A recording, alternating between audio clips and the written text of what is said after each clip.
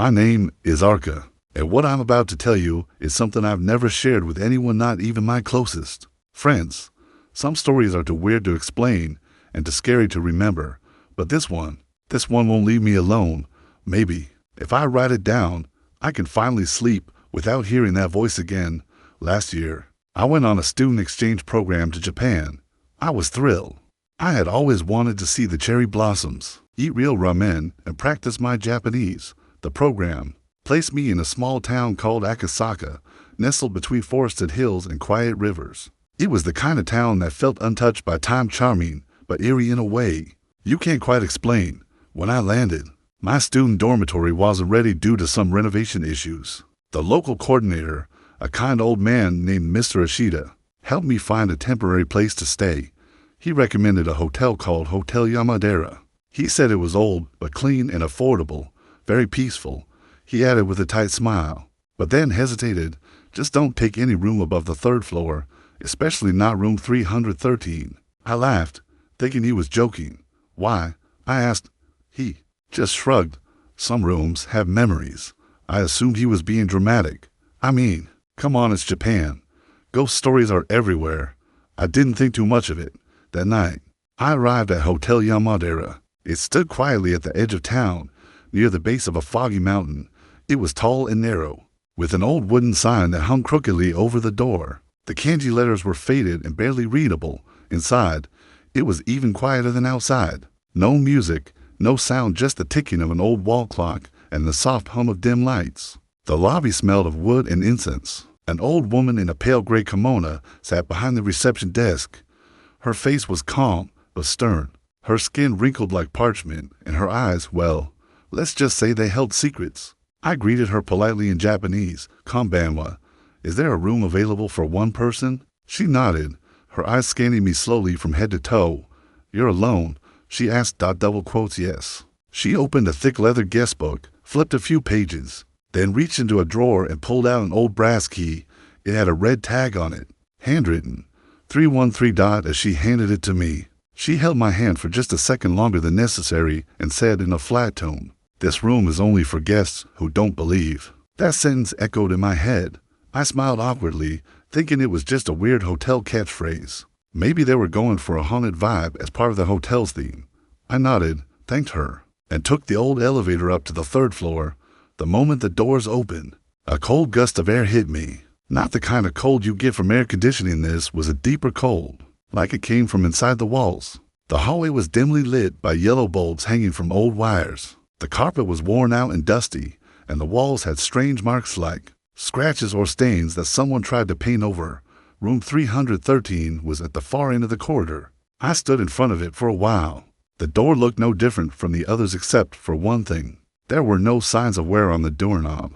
It looked polished and untouched, as if no one had entered in a long, long time. I unlocked the door. The room was old-fashioned, but not dirty. Tatami mats lined the floor. There was a low futon, a small desk, and in one corner, a strange painting.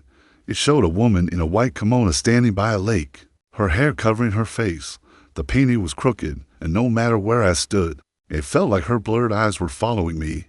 There were no windows, no mirrors either, just dim lights and silence. I sat down, unpacked a little, and laid on the futon.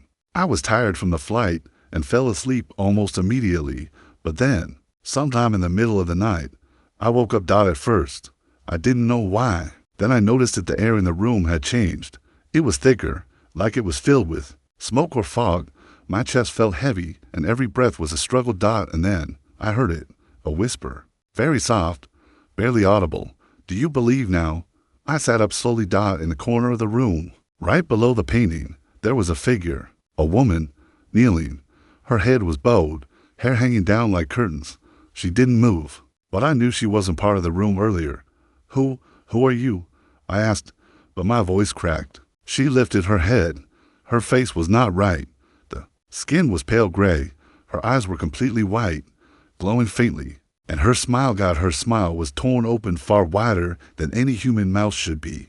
Blood lined the edges, but it looked old, like it had dried decades ago.